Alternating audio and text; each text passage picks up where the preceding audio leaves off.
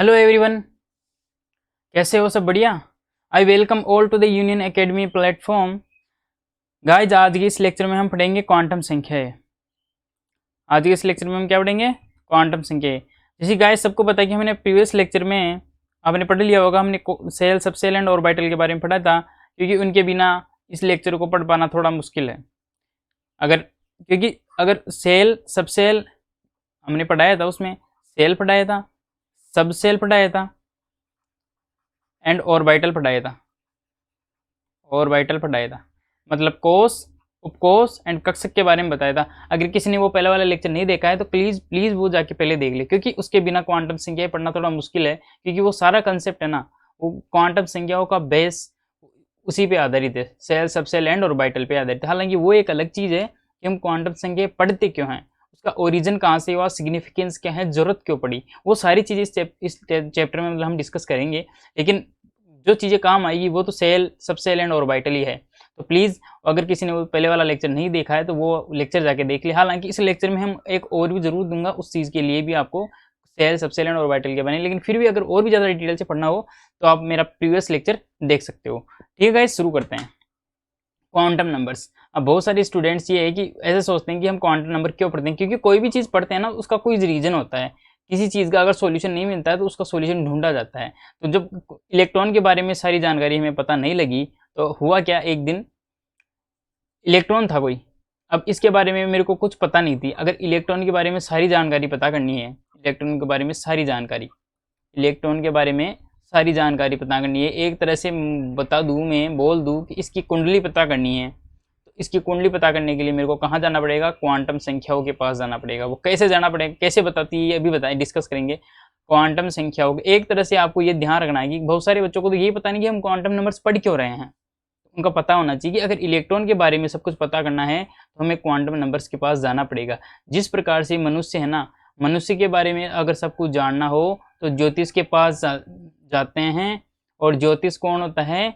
जो हमें कुंडली बताता है, कुंडली बताता है। ज्योतिष मनुष्य की कुंडली बताता है, तो इसकी इलेक्ट्रॉन की कुंडली कौन बताएगा? जो इलेक्ट्रॉन होता है ना, इलेक्ट्रॉन, इसकी कुंडली कौन बताएगा? इसकी कुंडली बताएगी क्वांटम संख्याएं।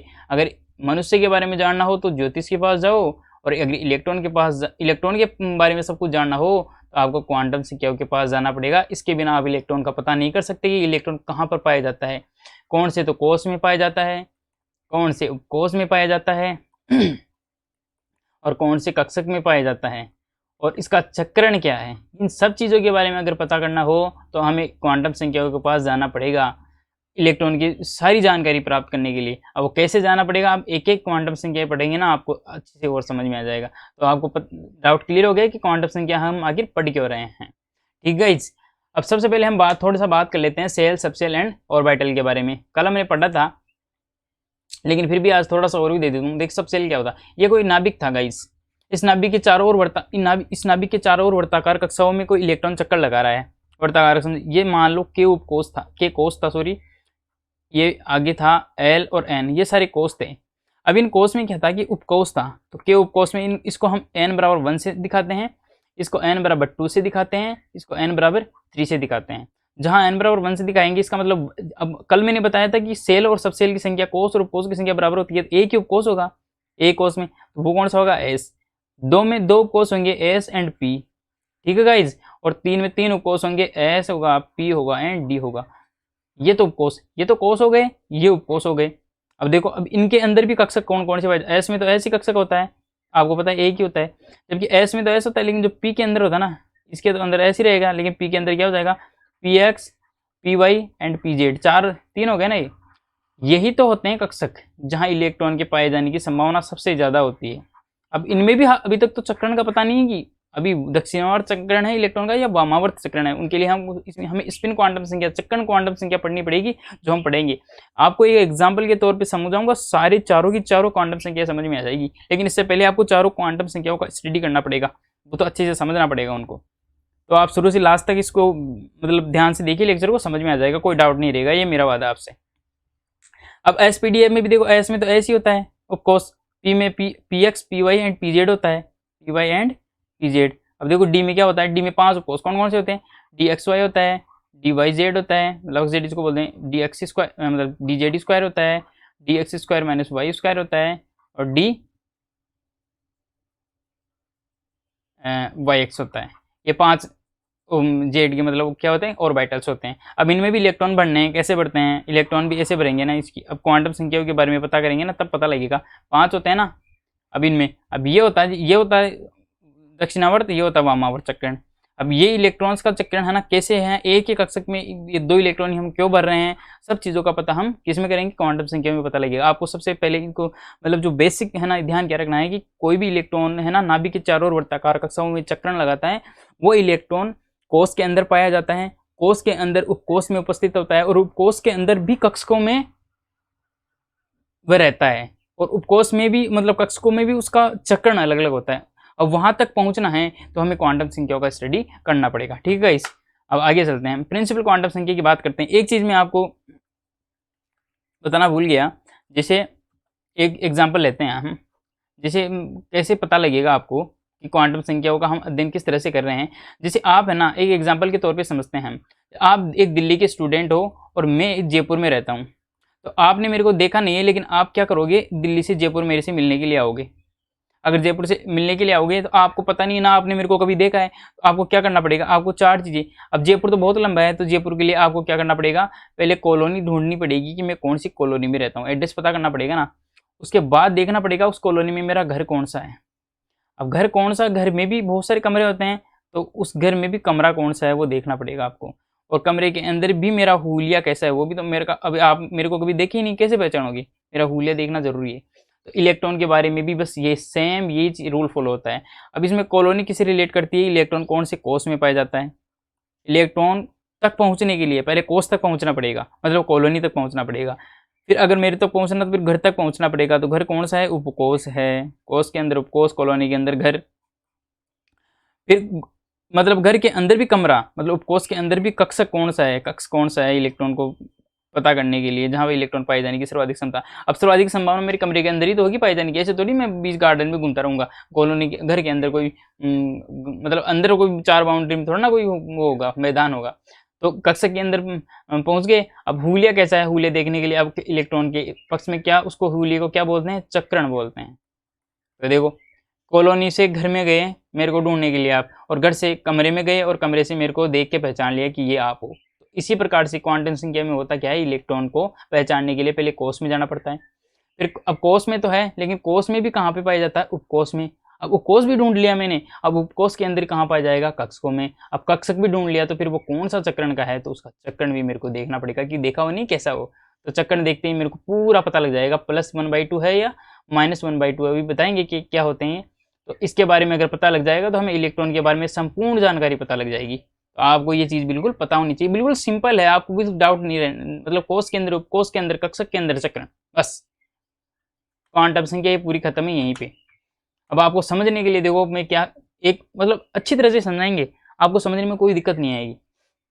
जैसे प्रथम क्वांटम संख्या लेते हैं, जिसको हम प्रिंसिपल क्वांटम संख्या या मुख्य क्वांटम संख्या बोलते हैं। क्या बोलते हैं, मुख्य क्वांटम संख्या, मुख्य क्वांटम संख्या बोलते हैं। ये क्या बताती है, 2 चीज़ों के बारे में बताती है। पहले आपको मैं ये बता दूं, ये 2 चीज़ों के बारे में बताती है।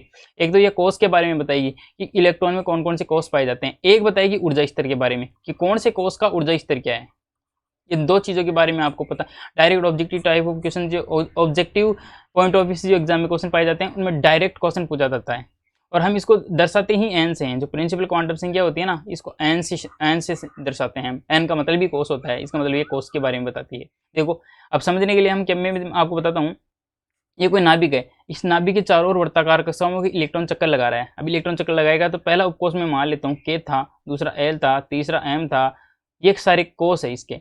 अब इस कोष को, इसको क्या n बराबर 1 से दिखाया, इसको n बराबर 2 से दिखाया, इसको n बराबर 3 से दिखाया, इसको n बराबर 4 से दिखाया। अब इन सब चीज़ों के बारे में आपको पता लग गया कि कोष के अंदर किस प्रकार से इलेक्ट्रॉन के चारों ओर वर्ताकार कक्षाओं में जहाँ इलेक्ट्रॉन चक्कर काट रहे हैं उनको कोष बोलते हैं, के एल एम एन। ये इन्फिनिटी तो होते हैं, आपकी समझाने की दृष्टि से मैंने 4 ही लिए हैं, ये बहुत सारे हो सकते हैं, इन्फिनिटी हो सकते हैं कोष। अब देखो, अब दूसरी पहली बात तो मुख्य क्वांटम संख्या ने तो कोस के बारे में बता दिया। देखो इलेक्ट्रॉन को पहुंचने के लिए, इलेक्ट्रॉन तक पहुंचने के लिए पहले कोस तक पहुंच गए। अब जो अगली क्वांटम संख्या वो हमें कोस तक पहुंचाएगी, फिर अगली क्वांटम संख्या हमें क्या कराएगी, उसके कक्षक तक पहुंचाएगी, फिर उससे जस्ट अगली वाली जो क्वांटम संख्या है हमें उसके चक्रण तक पहुंचाएगी। और इस प्रकार से सारी चीजों के बारे में हम इलेक्ट्रॉन की पूरी कुंडली पता कर लेंगे और हमें इलेक्ट्रॉन के बारे में सब कुछ पता लग जाएगा। इसलिए क्वांटम संख्या है ना, अगर एक भी नहीं पढ़े ना तो मतलब इलेक्ट्रॉन का ज्ञान अधूरा रह जाएगा। तो चारों क्वांटम संख्या पढ़नी जरूरी है इलेक्ट्रॉन का संपूर्ण जानकारी लेने के लिए। अब देखो, नाभिक से जैसे मैं बाहर की तरफ जाता हूँ तो नाभिक से बाहर की तरफ जाने पे ऊर्जा स्तर क्या क्या होता है, कोश का ऊर्जा स्तर बढ़ता है, ऊर्जा स्तर बढ़ता है। ठीक है गाइज, अब वो बढ़ता इसलिए है कि जो इलेक्ट्रॉन है ना, अब देख यहाँ नाभिक के अंदर पॉजिटिव चार्ज होता है और जहाँ मान लीजिए फर्स्ट कोश था ये इलेक्ट्रॉन, इसमें नेगेटिव चार्ज है, तो positive charge electron negative charge को खींच के रखेगा अपनी तरफ, इसको खींच के रखेगा, ये मतलब बांध के रखेगा। ये दोनों के मध्य अब पास पास में है तो दोनों के मध्य आकर्षण ज्यादा होगा, लेकिन जैसे ये पॉजिटिव चार्ज लास्ट उपकोष में एन वाले उपकोष में आता हूँ तो अब दूरी बढ़ गई। देखो अब दूर में अगर तो अब ये इलेक्ट्रॉन नेगेटिव चार्ज था, अब नेगेटिव पॉजिटिव के बीच में दूरी बढ़ गई, तो जैसे दूरी बढ़ गई ना तो आकर्षण बल कम हो जाएगा। इसका मतलब क्या होगा, स्थायी कम रहेगा वो। तो पास वाला स्थायित्व ज्यादा होता है, इलेक्ट्रॉन के नाभिक के पास वाला कोष होता है ना उसका स्थायित्व ज्यादा होता है और दूर वाले का स्थायित्व कम होता है।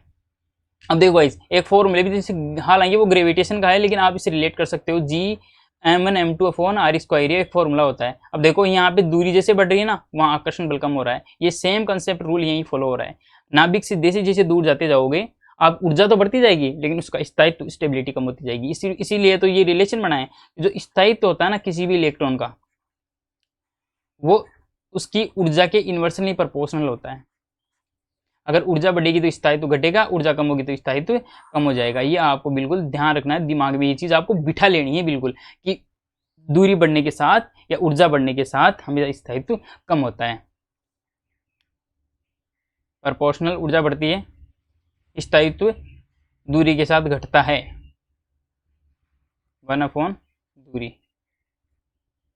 चाहे दूरी बढ़ाएंगे तो भी स्थायित्व घटेगा, ऊर्जा बढ़ाएंगे तो भी स्थायित्व घटेगा। मतलब दूरी बढ़ने के साथ ऊर्जा तो बढ़ रही है लेकिन ऊर्जा और दूरी अगर दोनों बढ़ा रहा हूं मैं तो स्थायित्व कम हो रहा है। ये आपको ध्यान रखना है। ये मुख्य क्वांटम संख्या के बारे में पता लग गया। अब नेक्स्ट बात करते हैं एजीमुथल क्वांटम संख्या। अब देखो पहले हम बात करते हैं इसमें, ये देखो एक मिनट, पेन ले लेता हूँ मैं ताकि आपको अच्छी समझ आए। देखो फर्स्ट वाला था कोई, मैंने कोस लिया, कोर्स कौन सा है, फिर एन की वैल्यू ली, फिर एल की ली। एल की वैल्यू कहाँ डिपेंड करती है वो हम अभी बात करेंगे, एल की वैल्यू। फिर उसके लिए हम कक्षक बात करेंगे, वो सारी चीज़ें हम 1 बाय 1 करके बात करेंगे, लेकिन एक बार हम इनको लिख लेते हैं। देखो गाइस, आपको कल मैंने क्या पढ़ाया था, मैंने आपको कल क्या पढ़ाया था, देखो कोस कहते हैं के, एल, एम एंड एन, ये कोस थे। के को मैंने क्या लिखा था, आपको पता है के को क्या लिखा था मैंने, एन बराबर 1, एन बराबर 2, एन बराबर 3 एंड एन बराबर 4। ये सारे कोस के बारे में लिखा था मैंने। अब देखो जो एल की वैल्यू होती है ना, इसको द्विगुणसी क्वांटम संख्या बोलते हैं। क्या बोलते हैं इसको, द्विगुणसी क्वांटम संख्या, द्विगुणसी क्वांटम संख्या। ठीक है इस, अब देखो अब जो द्विगुणसी क्वांटम संख्या इसको एल से डिनोट करते हैं हम। किससे डिनोट करते हैं इसको, एल से। तो क्या होता है, एल की वैल्यू 0 to n-1 तक होती है। अब देखो n बराबर 1, n का मतलब 1 है तो 1 में से 1 घटाएंगे, n-1 0 तो मतलब इसका मतलब इसमें तो यहाँ तो 0 रह गया। लेकिन यहाँ देखो 0 तो है ही, 0 से n-1 तो मतलब 2 - 1 1 रह गया। और कल बताया था मैंने कोस की संख्या उपकोष के बराबर होती है। जो एल है ना ये उपकोष के बारे में बता रहा है। वो किसके बारे में बता रहा है, देखो ये एन तो बता रहा है कोस के बारे में कि कितने कोस है, और एल किसके बारे में बता रहा है, उपकोष के बारे में कि उपकोष कितने हैं। बिल्कुल एक दूसरे रिलेटेड सारी चीजें समझ में आ जाएगा। देखना अभी 0 1 हो गया। इसी प्रकार 3 के लिए क्या हो जाएगा, 0 हो जाएगा, 1 हो गया एंड 2 हो गया। 4 के लिए क्या हो जाएगा, 0 हो जाएगा, 1 हो जाएगा, 2 हो जाएगा एंड 3 हो जाएगा। समझ में आ गई बात। अब देखो अब एल की वैल्यू तो पता लग गई, एल की वैल्यू पता लग गई तो इसका मतलब अब कोस मतलब कक्षक कौन से होंगे, अब इसमें कक्षक कौन से होंगे कैसे पता लगेगा। अब ये कक्षक के बारे में तो बताइए हमको। देखो 0, अब 0 किसके लिए, अब मैंने अभी देखो पहले आपको बताया था एस कोस के लिए कक्षक कौन सा था। देखो इसमें ये बताया था n बराबर 1 के लिए कौन सा, n बराबर 1। अब 0 से n-1 होता है, एल का मतलब 0 होगा, मतलब फर्स्ट उपकोष है ना उसमें कौन सा था, फर्स्ट कोस में उपकोष एस था, सेकंड वाले में एस एंड पी थे, थर्ड वाले में एस पी डी था, इसे फोर्थ में एस पी डी एफ आएगा। तो वही चीज़ मैं आपको बताने की कोशिश कर रहा हूँ। देखो ये जीरो था, अब जीरो में मतलब जीरो का मतलब कक्षक कौन सा है, एस। अब देखो ये जीरो है तो जीरो का मतलब एस होगा, और वन, अगर एल की वैल्यू वन है तो कौन सा उपकोष होगा, मतलब कक्षक कौन सा होगा उस उपकोष में, पी। इसी प्रकार जीरो के लिए S S P and D, इसीलिए जीरो के लिए एस, वन के लिए पी, टू के लिए डी एंड तीन के लिए एफ। बिल्कुल इसके पैरेलल में चलना है, इनकी वैल्यूज है ये, जीरो के लिए एस होता है, वन के लिए पी होता है, टू के लिए डी होता है और थ्री के लिए एफ होता है। ये कक्षक की वैल्यू है इनकी। अब देखो कक्षकों के बारे में पता लग गया, अब इन कक्षकों की आकृति के बारे में भी बताती है हमको ये कक्षकों की। अब कक्षकों के बारे में पता लग गया, तो अब जब आपको पता लग गया कि इसमें एस कक्षक है, तो एस कक्षक की आकृति क्या होती है, आप सबको पता है कि क्या होती है, गोलाकार आकृति होती है एस कक्षक की। दूसरी बात, अब एस की तो गोलाकार होती है, एस की तो गोलाकार होगी, एस की तो गोलाकार होगी, आपको पता है। अब इसको रिपीट नहीं करेंगे, अलग वाले ही लिखेंगे। पी की कैसी होती है, डम्बलाकार होती है, डम्बलाकार। एस की वही गोलाकार, पी की डम्बलाकार, डी की क्या है कि दोहरी डम्बलाकार होती है, डबल डम्बल शेप होती है, दोहरी डम्बलाकार होती है। इसमें एस की गोलाकार, इसकी डम्बलाकार, इसकी डबल डम्बलाकार और इसकी कॉम्प्लेक्स मतलब जटिल आकृति होती है एफ की, कॉम्प्लेक्स विभिन्न पालियां होती है इसमें, कॉम्प्लेक्स आकृति होती है एफ की। तो अब देखो खुद आप देख लो, यहाँ एल से स्टार्ट किया था मैंने, एल ने किसके बारे में बताया, हमें कक्षक के बारे में बताया और कक्षक की आकृति के बारे में बताया। तो यहीं से पता लग गया कि हमें अज़ीमुथल क्वांटम संख्या है जो दो चीज़ों के बारे में बताती है। कौन कौन सी चीज़ों के बारे में बताती है, एक तो बताती है कि कक्षक कौन सा है, कक्षक मतलब एक तरह से कक्षक बता दिया, कक्षक की आकृति बता दी एस, और एक बताती है, अब कक्षक बता दिया, कक्षक किसमें था, उपकोष के अंदर था, तो एक तरह से ये उपकोष की जानकारी भी हमको दे रही है कि कितने उपकोष है, बताया ना, एन एल की वैल्यू उपकोष के बारे में बताती है, उपकोष के अंदर कौन से कक्षक है उसके बारे में बता रही है, और दूसरी बात है उसकी कक्षक की आकृति के बारे में बता रही है, कक्षक की आकृति के बारे में बता रही है। तो मेन तो बता कि इसके बारे में रही है, उपकोष के बारे में और कक्षक की आकृति के बारे में बता रही है। तो कक्षक तो पता लग गया, तो कक्षक की आकृति तो अपने आप ही हम पता कर लेंगे, और उपकोष के बारे में बता रही है कि उपकोष में कौन सा उपकोष है। देखो एन कोष था, उसमें उपकोष कितना है, 0, क्योंकि इसकी जो उपकोष की संख्या एल की वैल्यू थी ना 0 to n-1 होती है। और दूसरी बात ये उपकोष को बताता है, तो आपको कल मैंने बताया था कि कोष की संख्या उपकोष के बराबर होती है। तो देखो 1 है तो ये केवल 1 होगा, ये 2 है तो देखो 2 है, 3 है तो उपकोष की वैल्यू भी 3 होगी, ये 4 है एन की कोष की वैल्यू, तो देखो उपकोष की वैल्यू भी 4 होगी। ये आपको पता रखना है। और हमेशा एल के, अब 0 के लिए एस होता है, अब 0 के लिए एस ही होगा, 1 के लिए पी होगा। अब 0 के लिए एस था, 1 के लिए पी था, तो 2 के लिए डी हो जाएगा। इस प्रकार 0 के लिए एस था, 1 के लिए पी था, 2 के लिए डी था, तो 3 के लिए एफ हो जाएगा। ये चीज़ आपको ध्यान रखनी है। 0 to n-1 होती है, आपको याद करने की जरूरत नहीं है, ये फॉर्मूले से यहाँ पे निकल के आ रहा है। ठीक है, ये अज़ीमुथल क्वांटम संख्या है, द्विगुणित क्वांटम संख्या हमें उपकोष एंड कक्षक की आकृति के बारे में, उसकी ज्यामिति के बारे में बता रही है। ठीक है, नेक्स्ट बात करते हैं। अभी एग्जाम्पल के तौर पे आपको बिल्कुल समझ में आएगा, 1% भी कंफ्यूजन नहीं रहेगा आपको। ये मैग्नेटिक क्वांटम संख्या, ये नाम लिखना भूल गया मैं, इस पे लिख देता हूँ मैं। यह है चुंबकीय क्वांटम संख्या, मैग्नेटिक क्वांटम संख्या, चुंबकीय क्वांटम संख्या, जिसको हम एम से डिनोट करते हैं, और इसकी वैल्यू मतलब माइनस के L2 प्लस के L के बीच में होती है, माइनस के L से प्लस L के बीच में होती है। अब एग्जांपल से ही आपको समझ में आ जाएगा। अभी देखना, चुंबकीय क्वांटम संख्या भी आप 2 मिनट में कर लोगे, देखना गाइस। वही है, पहले मैंने कोस लिखा, फिर n की वैल्यू लिखी, फिर L की वैल्यू लिखी, और फिर यहाँ m की वैल्यू लिख दी, और m के बाद में यहाँ इलेक्ट्रॉन्स का चक्रण बताया मैंने। देखो कैसे बताया, अब आपको मैं एग्जांपल के तौर पे, अभी वो पहले वाली टेबल वापस से बनेगी, देखो आपका रिवीजन भी हो जाएगा। देखना गाइस, देखो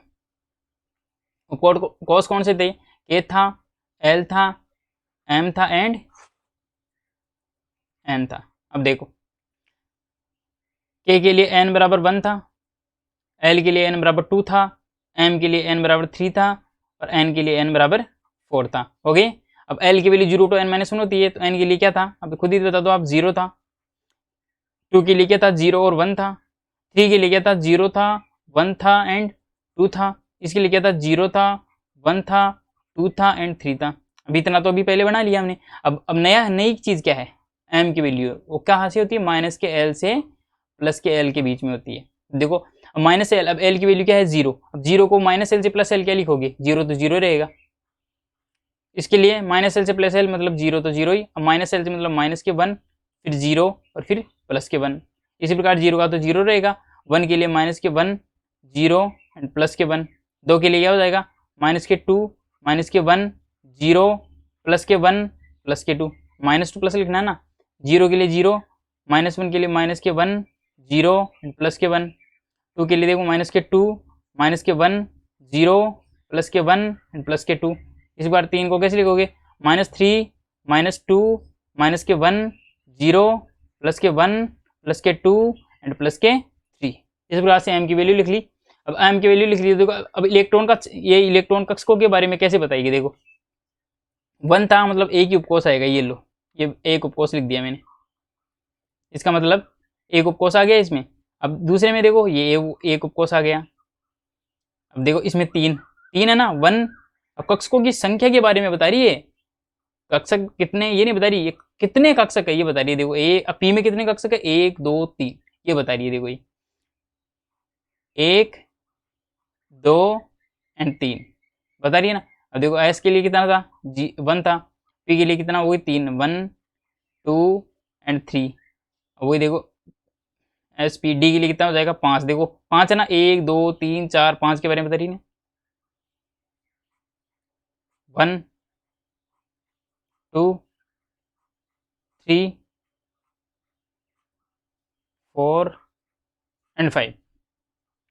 अब एस के लिए देखो 1, पी के लिए वही 3 1 2 3, एस पी डी के लिए देखो 5 1 2 3 4 एंड 5। एफ के लिए देखो 7 हो जाएंगे ना, 7 वैल्यू देख लो, -3 से +3 के बीच में कितनी वैल्यू हो गई, 1 2 3 4 5 6 7। इसका मतलब कक्षकों की संख्या कितनी है इसमें 7।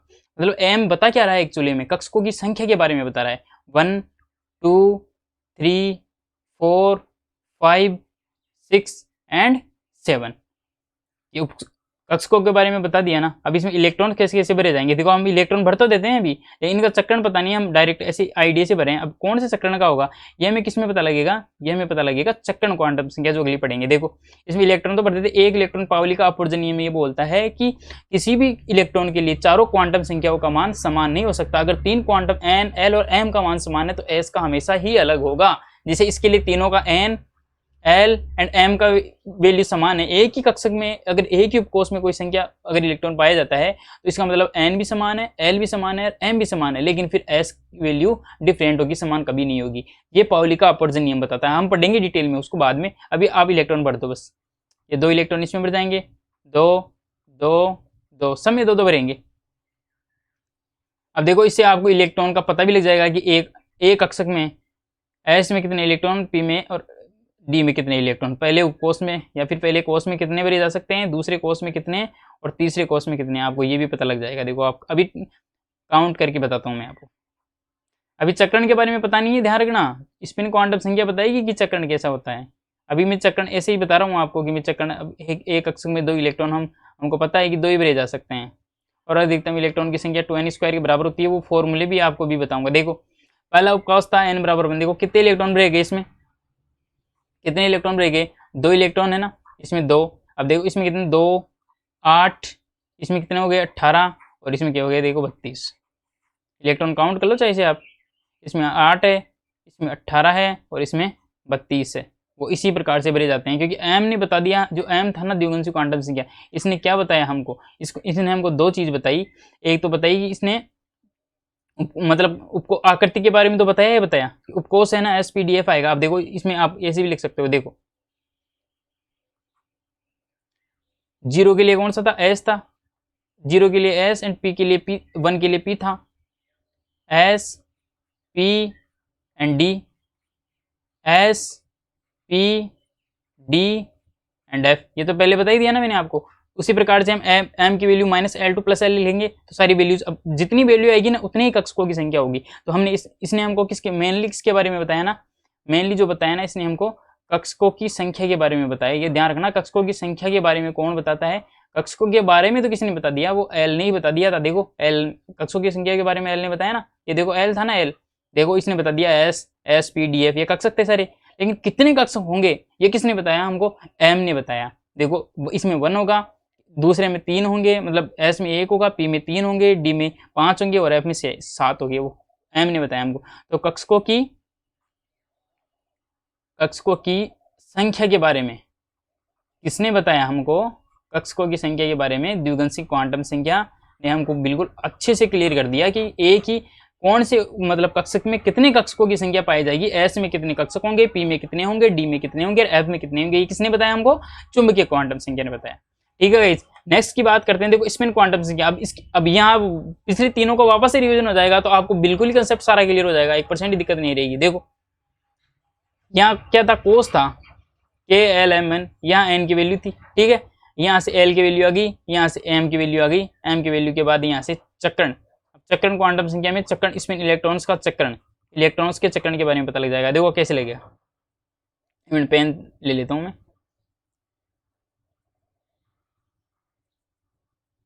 देखो गाइस, कोर्स कौन से थे, के था, एल था, एम था एंड एन था। अब देखो आप इसको क्या लिखा था, एन को, के को एन बराबर 1, एल को क्या लिखा था, एन बराबर 2, एम को क्या लिखा था, एन बराबर 3 एंड एन को क्या लिखा था, एन बराबर 4। अब देखो आप एल की वैल्यू क्या थी, माइनस मतलब 0 to n minus 1, 0 to n minus 1 थी, तो मतलब n के लिए 0 तो 0, इसके लिए 0 एंड कॉस एंड अपोजिशन के बराबर है ये 1 0 1 एंड 2 0 1 2 एंड 3। इसके लिए कौन सा था, कोस मतलब भी लिख ही देता हूँ 0 के लिए। देखो गाइस 0 के लिए क्या था, s, मतलब s, 0 के लिए 1 के लिए कौन था, p, s p and d, फिर s p d and f, ये तो पहले बता ही दिया मैंने। अब m की वैल्यू भी मैंने बता दी कहाँ से कहाँ तक होती है। एक बार पेन फिर से चेंज ले लेता हूँ मैं, अभी कंफ्यूज हो जाओगे नहीं इसमें। देखो इसकी वैल्यू क्या थी, -L2 प्लस L के बीच में थी। अब माइनस से, अब 0 तो 0 माइनस 0 क्या करेंगे, 0 रहेगी। अब इसकी 0, अब -1 से प्लस, मतलब -1 0 प्लस के 1। अब इसके लिए क्या होगी, 0 के लिए 0, 1 के लिए -1 0 एंड प्लस के 1, 2 के लिए क्या होगी, -2 -1 0 प्लस के 1 एंड प्लस के 2। कक्षों की संख्या के बारे में बता रही है ना एम हमको, तो क्या हो जाएगा, 0 के लिए 0, 1 के लिए क्या हो जाएगा, -1 0 एंड प्लस के 1, 2 के लिए क्या हो जाएगा, -2 -1 0 प्लस के 1 एंड प्लस के 2। अब 3 के लिए कितने कक्षक हो जाएंगे, -3 -2 -1 0 प्लस के 1 प्लस के 2 एंड प्लस के 3। तो देखो अब इलेक्ट्रॉन की संख्या के बारे में पता लग गया इसमें, और कितने चक्रण है वो भी देखो। एक एस का मतलब एक कक्षक, एक 0 मतलब एस एक कक्षक। अब 3 वैल्यू पी में 3 -1 टू +1 हमारी, इसका मतलब 3 कक्षक होंगे एक उपकोष में, 1 2 एंड 3। इसमें कितने होंगे, देखो 1 का मतलब 1, अब इसमें 3 पी का मतलब -1 0 एंड प्लस के 1, माइनस के 2 माइनस के 1 0 प्लस के 1 प्लस के 2, हाँ हो गए 1 माइनस के 1 0 प्लस 1 माइनस के 2 माइनस के 1 0 प्लस के 1 प्लस के 2, फिर क्या हो जाएगा, -3 -2 -1 0 प्लस 1 प्लस 2 एंड प्लस 3, 1 2 3 4 5 6 7। अब देखो अब चक्रण क्वांटम संख्या में पाउली का अपवर्जन नियम लगता है, और वो बताता क्या है हमको, वो ये बताता है कि किसी भी उपकोष में अगर मुझे इलेक्ट्रॉन भरने हैं, किसी भी कक्षक में भरने हैं, तो एक इलेक्ट्रॉन अगर मैंने दक्षिणावर्त चक्रण +1/2 का भरा है, तो दूसरा इलेक्ट्रॉन में ऐसे सेम नहीं भर सकता, ये गलत हो जाएगा। मैं ऐसे भी नहीं भर सकता, ये भी गलत हो जाएगा। तो इसने बताया क्या कि अगर कोई एक कक्षक है तो उसमें इलेक्ट्रॉन अगर एक दक्षिणावर्त चक्रण का है तो एक वामावर्त चक्रण का होगा ही होगा, ये कंपलसरी है। क्योंकि इस पर्टिकुलर कोर्स के लिए एन एल एंड एम की वैल्यू समान है, तो एस की वैल्यू संभव हो ही नहीं सकती समान, क्योंकि पाउली का अपवर्जन नियम बोलता है कि किसी भी कोर्स के लिए चारों क्वांटम संख्याओं का मान समान नहीं हो सकता। अगर चारों नहीं हो सकता तो फिर एन एल और एम समान है इस एक उपकोष के लिए, क्योंकि हर उपकोष के लिए तीनों क्वांटम संख्याओं का तो मान हर इलेक्ट्रॉन के लिए समान होगा। लेकिन उसके लिए फिर अब एक ही इलेक्ट्रॉन था ये, मतलब इसमें एक इलेक्ट्रॉन मतलब एक ही कक्षक था, इसमें एन एल और एन की वैल्यू भी एस था। एस के लिए देखो एन की एन बराबर 1 था। इन दोनों इलेक्ट्रॉन्स के लिए किन्हीं भी दो इलेक्ट्रॉन की चारों क्वांटम संख्याओं का मान समान नहीं हो सकता।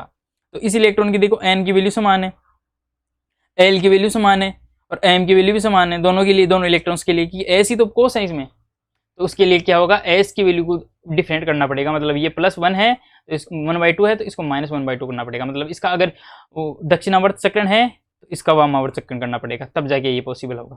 ठीक है गाइज, ये आपको ध्यान रखना है। इसी प्रकार से देखो ये पॉजिटिव दक्षिणावर्त, देखो इन अब इस एक के लिए भी तो चारों क्वांटम संख्याओं का मान समान ही हो सकता ना, एन एल और एम का मान समान है इस पर्टिकुलर दो इलेक्ट्रॉन के लिए, इस कोष के लिए, सॉरी इस उपकोष के लिए, इस उपकोष में इस कक्षक के लिए। तो दो चारों क्वांटम संख्याओं का मान समान नहीं हो सकता, इसलिए फिर दक्षिणावर्त और वामावर्त चक्रण भरा मैंने। इसी प्रकार सब में मेरे को दक्षिणावर्त और वामावर्त बढ़ना पड़ेगा, एक में भी सेम नहीं बढ़ सकता, क्योंकि चारों क्वांटम संख्याओं 3 का तो हर एक के लिए समान होते जा रहा है, लेकिन चौथी का समान नहीं कर सकता मैं, उसका तो अलग होगा ही होगा। ये तो कोई सेम कर ही नहीं सकता, नहीं तो फिर वो इलेक्ट्रॉनिक कॉन्फ़िगरेशन जो हम भर रहे हैं ना वो गलत हो जाएगा। गाइस कंफ्यूज नहीं होना है बिल्कुल, इस वीडियो को एक दो बार और देख लेना आप, मतलब जो भी डाउट है ना आपके फ्यूचर में कभी क्वांटम संख्या दोबारा पढ़ने की जरूरत नहीं पड़ेगी, ये आपको मैं मतलब विश्वास दिला सकता हूँ।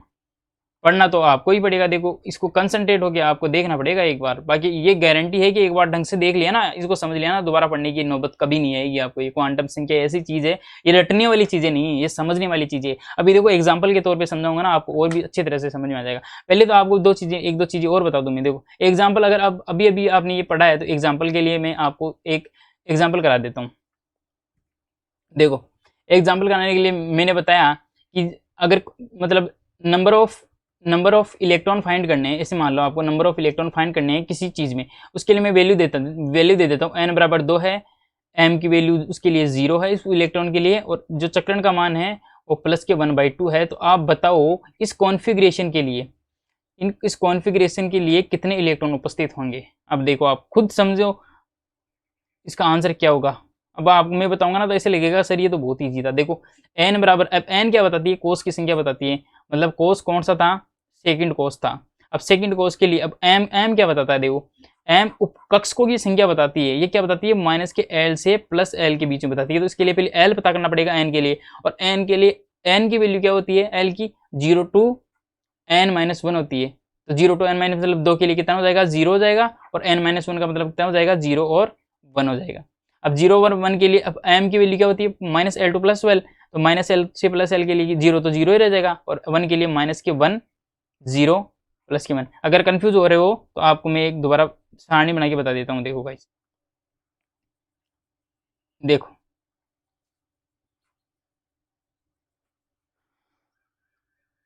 n बराबर था 2, m बराबर था 0 और s चक्रण की वैल्यू थी प्लस के 1/2। तो आपको पता करना है इस कॉन्फ़िगरेशन में इलेक्ट्रॉन्स की संख्या कितनी है। तो इसको पता करने के लिए देखो सिंपल सा फंडा है, बिल्कुल ईजी है। पहले आपको कोस लिखना पड़ेगा, जैसे मैंने पहले टेबल बनाया ना वैसे बना के चलो। कोस, फिर उसके अंदर कोस मतलब n और l, इसको बोलते हैं n, इसको बोलते हैं l, और फिर आपको लिखनी है वैल्यू m, और फिर लिखना है चक्रण s।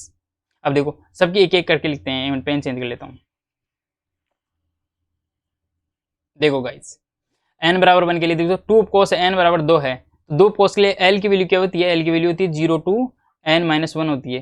तो 0, अब n बराबर 2 है, अब इसके लिए 0 से n-1 होती है, तो 0 तो 0 हो जाएगा, और n-1 मतलब 2-1 कितना हो जाएगा, 1, मतलब 0 और 1। 0 के लिए तो पता है आपको s उपकोष होता है, और 1 के लिए p उपकोष होता है, पता है आपको। अब m की वैल्यू क्या होती है, -l से प्लस के l होती है। अब 0 से तो माइनस प्लस क्या करोगे, 0 तो 0 रहेगा। अब 1 के लिए क्या हो जाएगा, -1 0 एंड +1। अब देखो अब इसमें ये इलेक्ट्रॉन चक्रण इलेक्ट्रॉन बनने हैं, तो एक उपकोष एक कक्षक, तो एक कक्षक लिख दिया।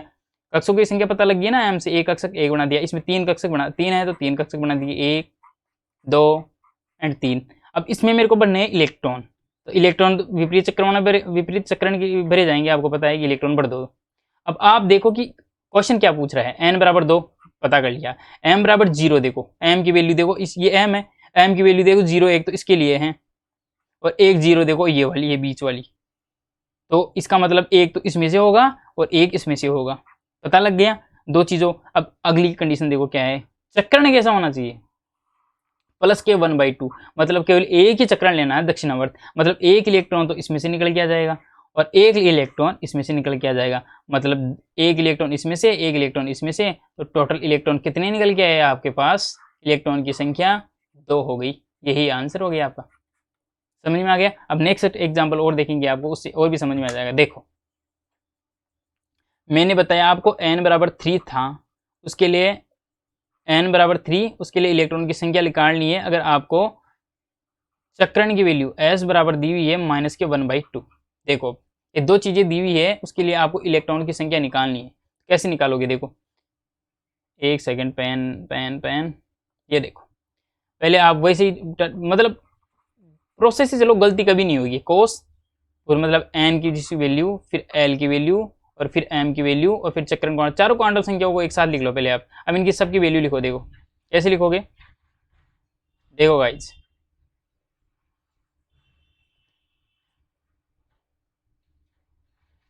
एक सेकंड, देखो अब n बराबर 3 है तो कोस की वैल्यू मैंने, मतलब कोस की वैल्यू 3 लिख दी। अब 3 के लिए अब l की वैल्यू क्या होती है, 0 to n-1 होती है। 0 to n-1 मतलब 3 के लिए 0, अब 3 कोस है, 3 कोस होंगे तो 0 1 एंड 2।